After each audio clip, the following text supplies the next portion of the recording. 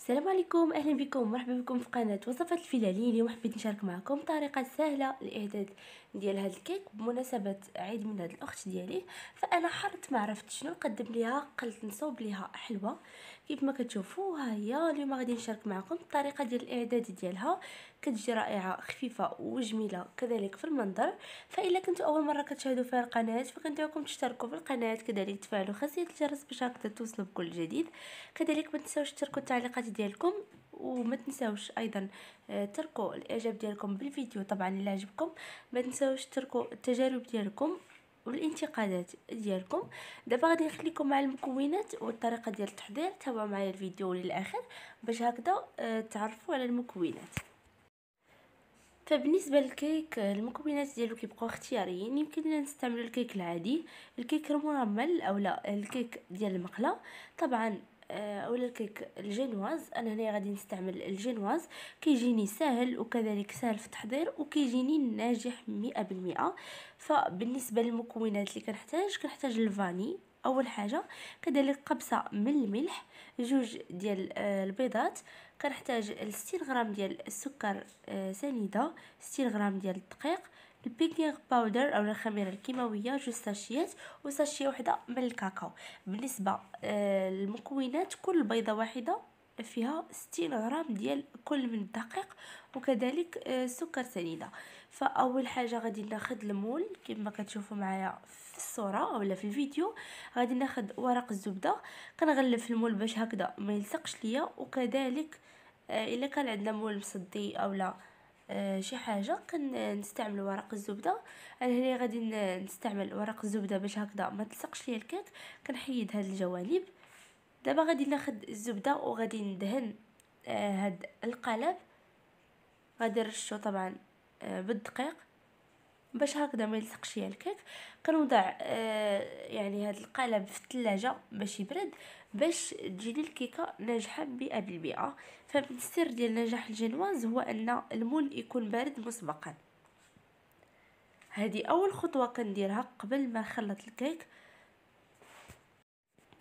كناخذ الدقيق كنرش هاد المول كيف ما كتشوفوا الجوانب كلهم باش هكذا يعني ما يلصقش ليا الكيك. دابا غادي نوضعو في الثلاجه، وغادي نجيب يعني اناء غادي نوضع فيه البيض، غادي نوضع قبصه من الملح بسم الله، وكذلك الفاني، كذلك غادي نوضع السكر سنيده. بالنسبه لهاد المكونات كنوضعهم في اناء، والمكونات الاخرين اللي ناشفين او جافين اللي هما الدقيق الكاكاو وكذلك الخميره كنوضعهم في واحد الاناء اخر. كنغربل هاد الدقيق والخميره والكاكاو زوج ديال المرات. انا هنايا وضعت جوج ديال الصفايات، وحده اكبر من الاخرى، كنوضع وحده في وحده وكنغربل هاد الدقيق باش هكذا تغربل ليا جوج ديال المرات. فمن النجاح ديال الجينواز والانتفاخ ديالها ان الدقيق يكون مغربل اولا منخول جوج ديال المرات. كيف ما كتشوفوا كندوز في صفايه، وهاد الكرات اللي كيكونوا مجمعين هنايا ديال الخميره كنضغط عليهم باش هكذا ما يبقاوش معبين. كنستمر في التغربيل ديال هاد الخميره والدقيق والكاكاو. غادي نخلطهم بثلاثه حتى نحصل على واحد الخليط اللي هو رمادي. دابا غادي ناخذ البيض اللي ديجا انا وضعته جانبا، وغادي نضربه مع الفاني وكذلك سكر سنيده حتى يتضاعف 3 ديال المرات. كيف ما كتشوفوا معايا في الصوره تضاعف 3 ديال المرات. بالنسبه للطريقه ديال الخلط انا غادي نوريها لكم. غادي نضيف الدقيق كيف ما كتشوفوا بهذه الطريقه، وغادي ناخذ سباتولا وغادي نقلب بهذه الطريقه باش هكذا ما يتفش ليا هذا الخليط والفقاعات اللي كاينين في البيض. كناخذ من الاسفل وكنطلع الفوق وكنقلب، وكنبقى على هذه الطريقه باش هكذا ما يتفش ليا الخليط، وفي نفس الوقت يتخلط الدقيق مع هذا الخليط. غادي نبقى نضيف الدقيق حتى نكمل كلشي. هذاك الدقيق اللي انا وضعته يعني 60 غرام من الدقيق تقريبا، وكذلك الكاكاو والبيكنج باودر او الخميره الكيماويه. بالنسبه يمكن لنا ما نضيفوش الكاكاو، كيبقى اختياري طبعا. الا بغينا تجينا كحله بزاف كنكثروا الكاكاو، ولا بغينا ما نضيفوش كاع يعني ما كنضيفوش. كيف ما كتشوفوا ها هو الخليط بدا كيتجمع. دابا غادي ناخذ المول اللي كنت واضعه انا في الثلاجه باش هكذا باش يبرد، غادي نضيف فيه هذا الخليط وغادي نشعل الفرن. غادي ندخل الكيك للفرن وهو بارد تقريبا لمده ديال 30 دقيقه. كيف ما كتشوفوا بالنسبه للكريم غادي نحتاج ل4 لتر ديال الحليب وكذلك لاموس. بالنسبه للاموس انا غنستعمل موس فريز، يمكن لنا نستعملوا موس شوكولا او لا الموس فاني او لا كريم شونتي، كيبقى اختياري. غادي ناخذ اناء وغادي نوضع فيه 4 لتر ديال الحليب، اي كاس عنبه تقريبا، كاس وشويه ماشي بزاف. وغادي نضيف ساشي ديال لاموس وغادي نطرب حتى يتضاعف الخليط، وهكذا نحصل على كريمه اللي هي متماسكه جدا ويعني سهله في التشكيل. بالكريم دغيا كتطلع تقريبا 8 دقائق ديال التطريب. انا هنا كنطرب بسرعه اللي هي عاليه، 5 دقائق فقط كيطلع ليا.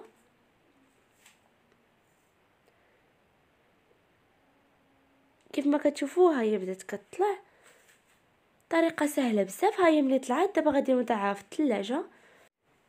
كيف ما كتشوفوا بعد ما خرجت الكيك من الفرن وخليته حتى برد شويه، ها هو كيف ما كتشوفوا معايا. دابا غادي نوضعو في الصحن كيف ما كتشوفوا معايا اللي غادي نشكل فيه هذا الكيك. لا كريمه انا حطيتها في الثلاجه باش تبرد. دابا غادي نقسم الكيك، كناخذ سكين وكنطراسي الجوانب، كنديرهم شويه كنتقبهم شويه باش هكذا يدخل ليا الخيط ودغيا يتقطعوا. وغادي ناخذ خيط اللي هو خيط عادي ديال الخياطه، غادي نقطع به هذا الكيك كيف ما كتشوفوا معايا في الصوره، باش هكذا كيجي مقطع مقاد ويعني ما كيتهرس ما والو كيف ما كتشوفوا معايا. دابا غادي نهز هاد الطبقه الفوقانيه كيف ما كتشوفوا، وغادي نجيب الكريم اللي كنت انا واضعه في الثلاجه. هاد الصحن هو علاش غادي نقدم الشكل النهائي. كيف ما كتشوفوا جبت الكريم من الثلاجه، غادي نوضع الكريمه في الوسط بهذه الطريقه، غادي نبسطها ونشكلها.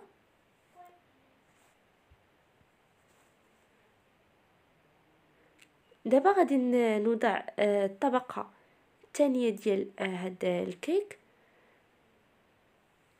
بالنسبه للكريمه يمكن لنا نقلوها ولا يمكن لنا نكثروها في الداخل، كيبقى اختياري. يمكن لنا نسقيو الكيك، يعني الطريقه كتبقى اختياريه. بالنسبه للسقوه كناخذوا كاس ديال الماء، يعني الماء العادي ديال الروبيني، وكناخذوا سكر سنيده وكنوضعهم فوق البوطه حتى كي يتعسلوا شويه، وكنسقي بهم هذا الكيك. يمكن لنا نسقيو بالمناضه هاواي، طريقه كتبقى اختياريه. انا هنا غادي نديرو بلا سقوه عادي. كيف ما كتشوفوا غادي نوضع الكريمه من الفوق وكذلك من الجوانب، وغادي نبسط بهذه الطريقه باش هكذا تجي مشكله مزيان. بالنسبه للتزيين كيف ما قلت لكم كيبقى اختياري. يمكن لنا نديرو الرسمه، اي رسمه بغينا، يمكن لنا نزوقو غير عادي، طريقه كتبقى اختياريه طبعا.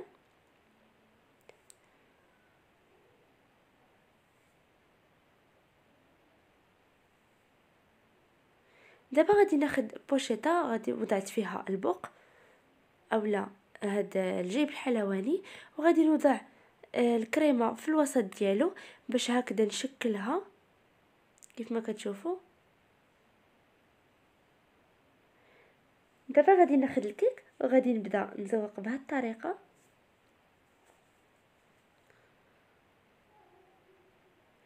الطريقه كتبقى اختياريه والشكل ديال البوق كيبقى اختياري. طريقه سهله والمذاق كيجي رائع. غادي نستمر في التزيين وفي الاخير غادي نوريكم الشكل النهائي. كيف ما كتشوفوا هيا من بعد ما زينتها كتجي رائعه ولذيذه. انا وضعت هذوك نقيطات ديال الكريم فيها في الجوانب كلهم. من الفوق كتبت فيها هابي بيرثداي سيستر، ورشيت من الجوانب القفريت اولا بيمو محكوك كيف ما كتشوفوا معايا. طريقة سهلة ورائعة. نتمنى انكم تشتركوا في القناة، كذلك تفعلوا خاصية الجرس باش هكذا توصلوا بكل جديد. نتمنى تركوا التعليقات ديالكم اللي كيعجبوني وكيحفزوني على الاستمرار كذلك. دمتم في رعاية الله، والسلام عليكم ورحمة الله تعالى وبركاته.